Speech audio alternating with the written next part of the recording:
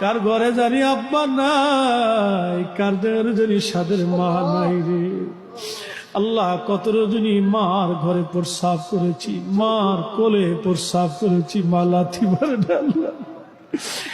এই বুকের মধ্যে জড়িয়ে ধরে মা বার বার বার চুমা খাইয়া আদর করে কলিজার ভিতরে লুকিয়ে রাখছে মা জননী।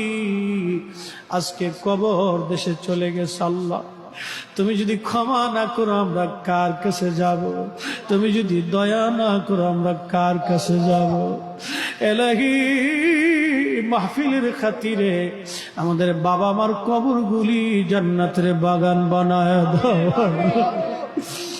রব্বির রহমহুমা কামা রব্বায়ানি সগীরা।